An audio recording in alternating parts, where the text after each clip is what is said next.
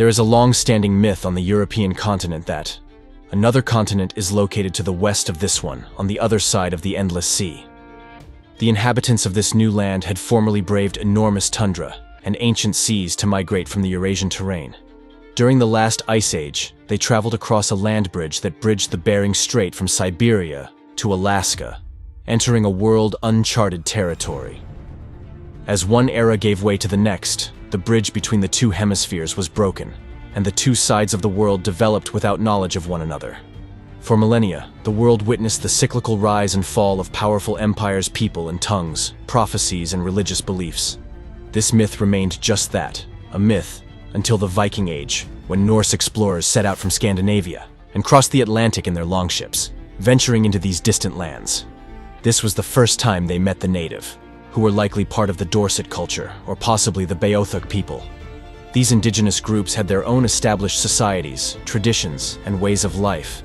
So it was a meeting of two worlds that had been isolated from each other for centuries. Viking is a general term for the Vikings of ancient Europe. In fact, the Vikings, like the Huns, a nomadic group in ancient China, were not a nation in the true sense of the word, but a group of hunters and fishermen in northern Europe.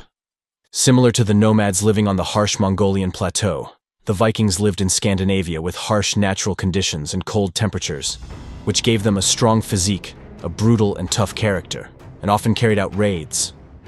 Unlike the Huns who raided on horseback, the Vikings raided on ships that crossed the sea from mainland Europe.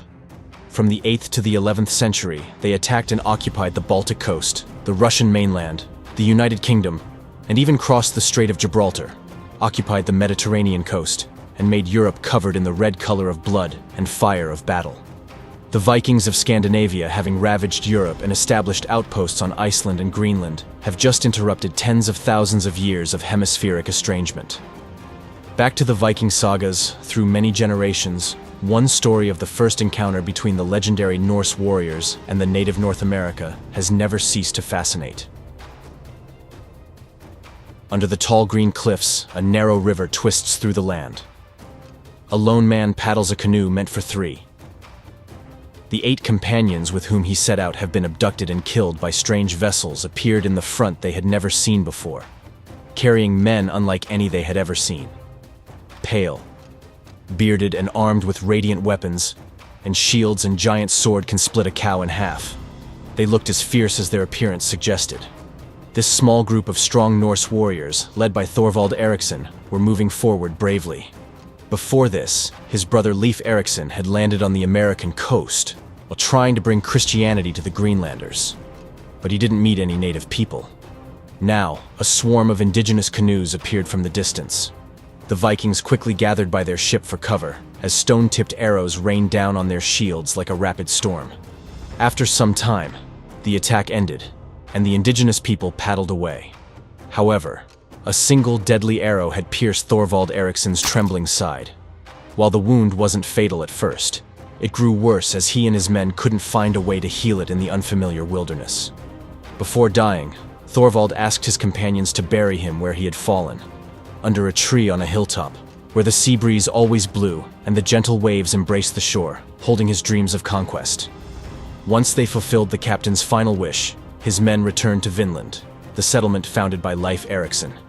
In the spring, they sailed back to Greenland, but soon a new threat emerged.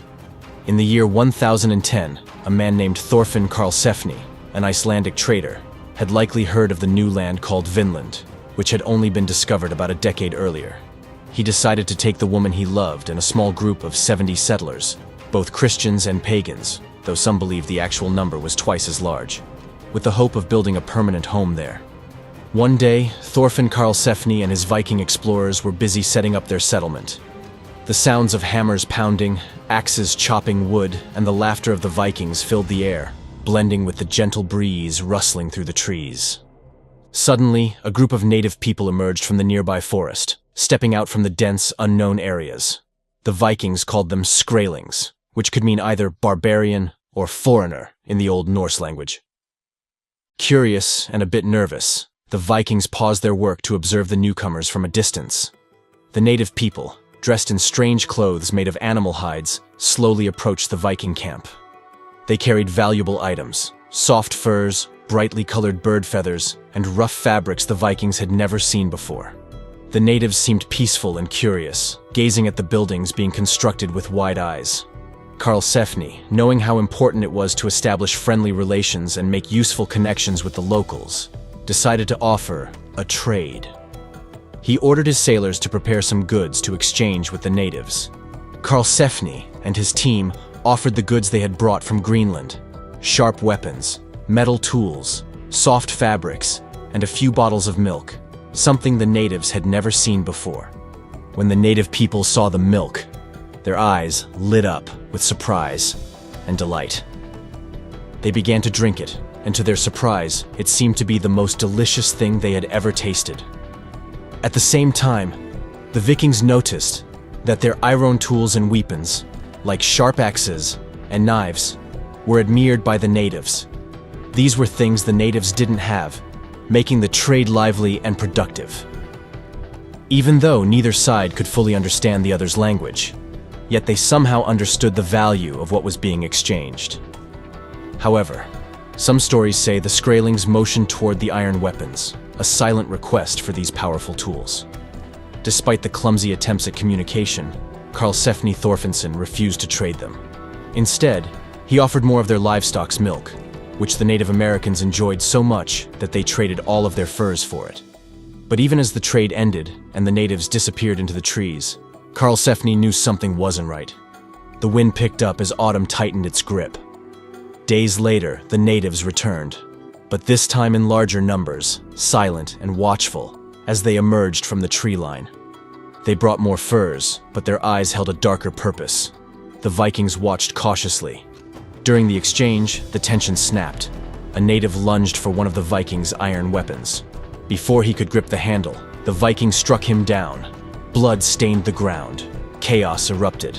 The natives fled back into the forest, but not for long. Karlsefni knew they would return, and this time, they would come for blood. Anticipating this, he ordered the Vikings to leave the area and hide in the forest near their settlement, pretending they were moving and searching for food. They left clear tracks to lure the natives into the woods. Of course, it was a trap. When the native people followed the Viking tracks into the forest, they were ambushed. And it wasn't just any ambush. These were the fierce Norse warriors.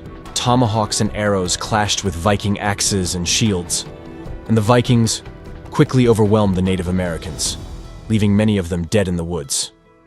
After the battle, Karlsefni and the Viking warriors returned to their settlement and made plans to leave, not wanting more conflict with the native people. However, their plans were ruined by a bull.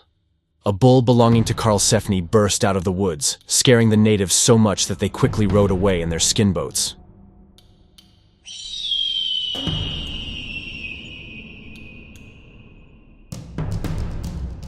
Three days later, they returned in greater numbers and used catapults to launch a large, dark blue sphere the size of a sheep's belly over the Norsemen, creating a terrifying noise. The Norsemen fell back, but Freydis Eirik's daughter, Leif Eriksson's half-sister and pregnant, couldn't keep up with the retreat. She shouted at them to stop fleeing from such pitiful wretches, and if she had weapons, she could do better. Freydis then grabbed a sword from a fallen man and, striking her breast with it, frightened the natives into fleeing. Realizing that if they stayed longer, more lives would be lost, Karlsefni and his group quickly decided to leave. They packed their ship with as many wild grapes and animal furs as they could carry and sailed away. After that, they only dared to return to Vinland during the summer, and only to chop wood and transport it back to Greenland.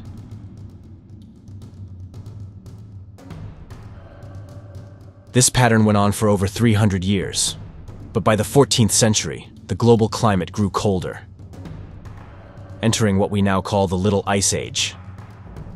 The whole island of Greenland became covered in ice and snow, and the small Viking settlements could no longer survive.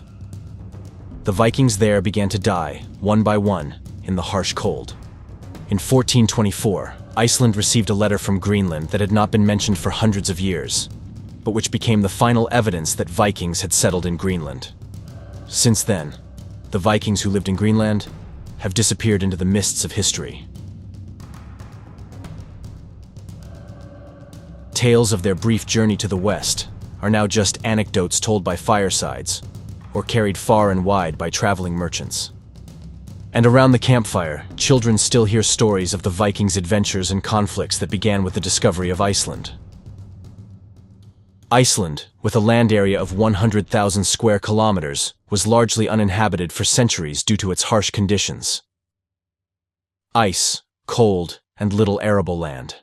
Even after European civilizations like Greece and Rome had risen and fallen, Iceland remained untouched by human settlement.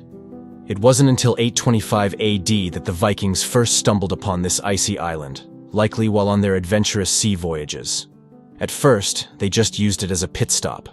But by 874 AD, the Vikings decided that maybe this chilly place wasn't so bad after all, and a small settlement was formed.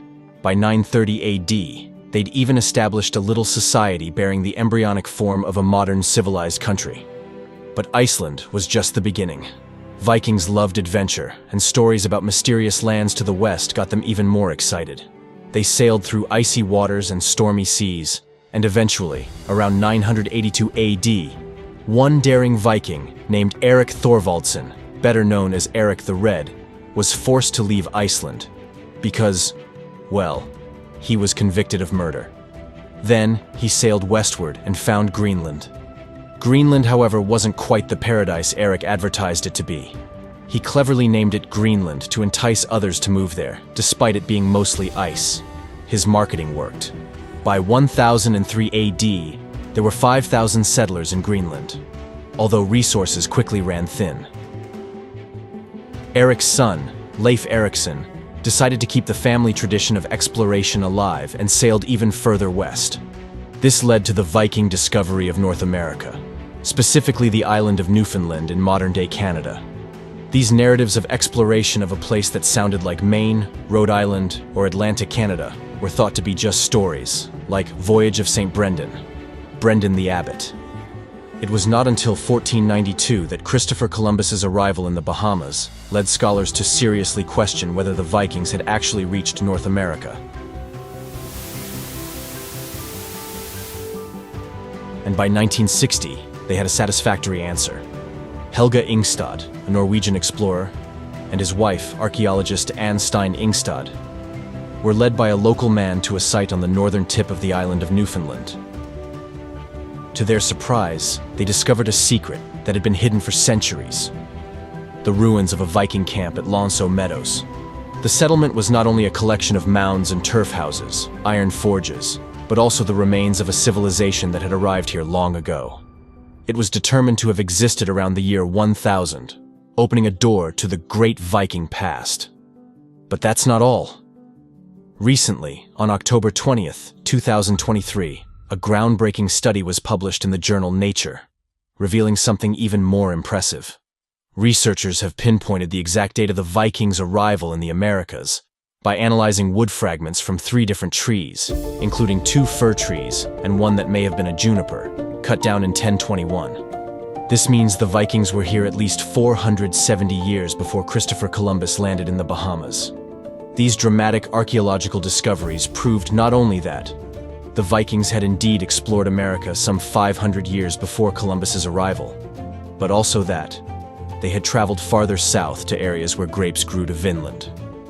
The Vikings had indeed visited North America, and if they did not discover America in the strict sense of the word, they certainly got there before Columbus did. The battles between the Vikings and the natives were not only dramatic historical moments, but also contained valuable lessons about conflict and cultural exchange.